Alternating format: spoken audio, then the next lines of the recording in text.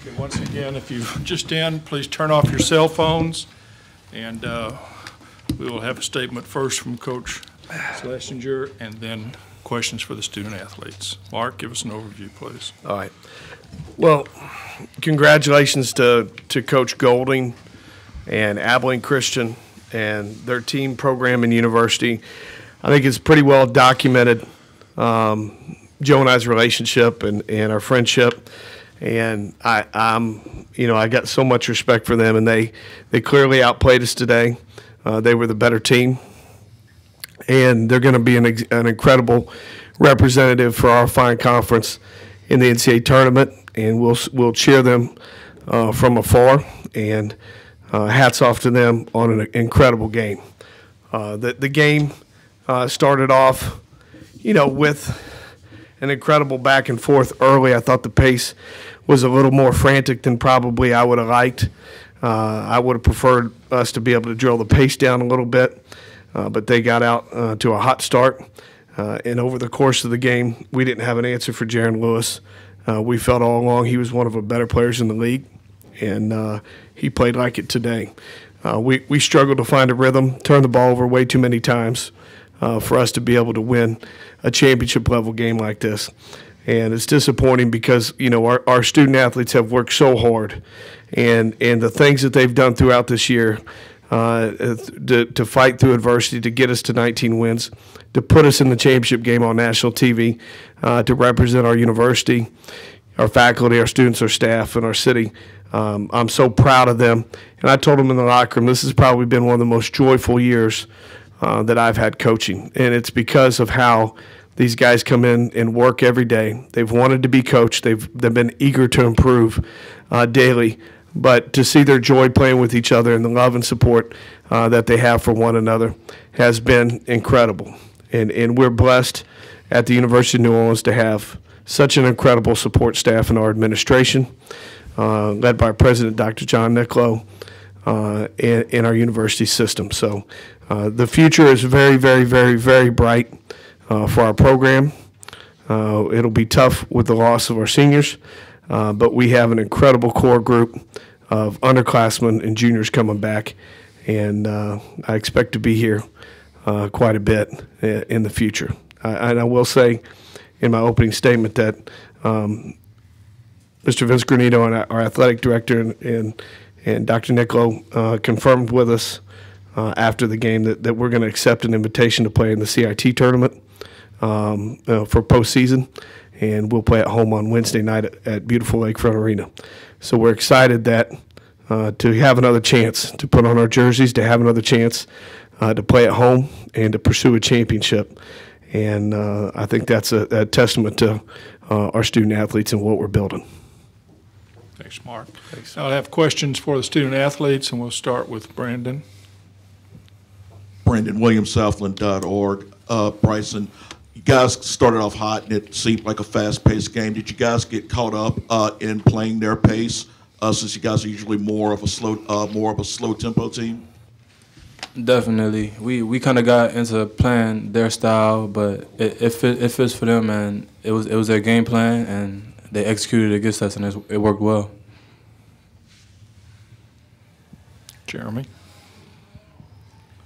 Rakes, Associated Press. You guys kept it close there in the first 10 minutes or so. They go on an 18-2 run, and it seemed like from there, uphill battle. You got within 8 a few times. But did you just run out of gas playing your third game in 3 days? Which student athlete do you want? Oh, for Coach. Sorry. Well, we're talking to student athletes. Oh, student first. athletes first. For Scott. Scott, please. No, we were hyped for the game. Three games in 3 days. It's tough, but I wouldn't have any excuse on why that was the reason. They came out hot. They came out energetic. Hats off to them. They did a good job. Brandon. Question for both gentlemen. Was it anything that you guys could have adjusted when it came to how they were able to control the pace in the paint? Bryson. Honestly, as a team, we just had to get stops. We didn't get enough stops, and we couldn't stop Jaron. He had a terrific game today, and it's just we couldn't shut them down as a team. Scott? Yeah, definitely. If we would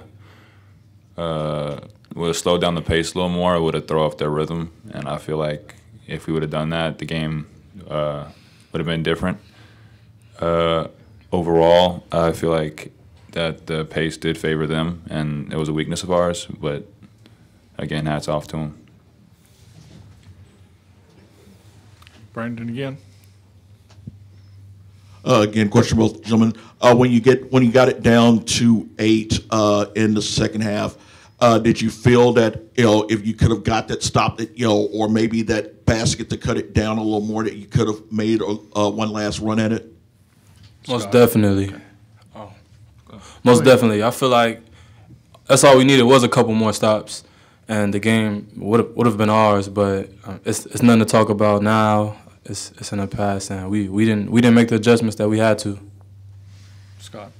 Yeah, like Bryson said, another stop would have been great, but it didn't happen, so we had to find something else, and things just weren't falling our way. Shots weren't falling, but yes, one stop definitely would have helped. Tough night tonight, obviously, but gentlemen, talk about your feelings on being able to play at least one more game, and it's going to be at home on Wednesday. Oh, yeah, we're excited. This one season's broken up into several seasons, and postseason's one of my favorites. So to go out there one more time, put New Orleans on my chest is definitely an honor. I'm definitely optimistic to play another game in this New Orleans jersey. I expect to win, and now that this tournament is over, I want to win the next tournament just as bad as I want to win this one. Okay, any more questions for the student athletes? Guys, congratulations on the great tournament so far and postseason. You can take your name tags with you, too. Okay, Jeremy, you want to ask the question? Do you feel like your team ran out of gas there Thanks, Scott. late in the second half? I think a lot of it had to do with Thank you. with how the level that Abilene was playing. They were playing at a very, very high level. They executed well. We didn't get into what we were really good at, which was controlling tempo, controlling one side of the floor, and a lot of that credit goes to them. It wasn't obviously our best day in a lot of ways, but that we had opportunities when we cut it to 8. And we just didn't get over the hump. We didn't get a stop in a basket when we needed it. And, you get it to that point several times. And in games like this, and I've been blessed to be in 7 of these championship games, you got a pretty small margin for error. And you got to be pretty special in order to close those out. Brandon. Coaches, how does it start as you guys had, and knowing that it was playing to their pace? Was there any point you started thinking that maybe you might want to call a timeout or something to slow things down and take them out of their rhythm? I used 2 timeouts in the first half, which for me is a pretty high number. I'm usually not a timeout guy, so I used them. I knew we'd need some in the second half too, because I knew we'd make a run, and we'd need it to try to close out and get back in it. But we got off to a hot start, and offensively we were able to score. It was our turnovers that led to easy baskets, and then we had a ton of turnovers in the first 12 minutes of the half. I think we finished the last 8 minutes of the first half with 1 turnover, and that allowed us to keep the game at arm's reach where it was going into half. But they stretched the lead because of our turnovers, and that part of that was poor execution on our end, and part of it was quality defense on their side. So we didn't execute the pieces that we needed to, and that we had the 2 previous games. And so, in my opinion, that's where it stretched out. Let's go to Richard over here first. Richard Dean of the Houston Chronicle. Coach, you kind of mentioned earlier about Abilene being a good representative for the conference. What makes them such a difficult team to play and try to actually beat them? Well, they got they got 3 different pieces, 3 very different players that can score different ways. I think we saw Jaron, who's a mid-post scorer, who's very skilled, has tremendous pace with his game. Jalen Franklin has the body of a Power 5 guard, and he's able to play with pace, and if he can get downhill, he can go, and then Ricks can really shoot it, and he stretches you and forces you to help out where they can open up the high-low and get it. When we've had success with them in the past, we've been able to get them uncomfortable, to get them out of the rhythm, force them 1 or 2 steps out farther than they wanted to be, to take away the high-low and to get them in some different actions. And tonight I just never felt like our ball pressure got solid. I never felt like that we were able to get their back turned and take them out of what they wanted to do. You have time for 2 more questions. If anybody needs to take them. Calvin Quelly's New Orleans SID. Coach, obviously this one stings a little bit, but talk about playing the postseason for the 3rd consecutive season. It's a great testament to our program. It's another compliment to the university, our athletic department, and our university as a whole, and their investment in building a championship level program. I think the goal of our student athletes are time and time again to play in the postseason, to be able to pursue championship level basketball, and to give these student athletes that opportunity for a 3rd consecutive year. It's an honor for me, and I'm very blessed and thankful for our department and our university. Okay, this will be the last question for this group, Brandon. Coach, last night you talked about how talented the Southland Conference is. Can you elaborate a little more on just how good Abilene will be representing this conference?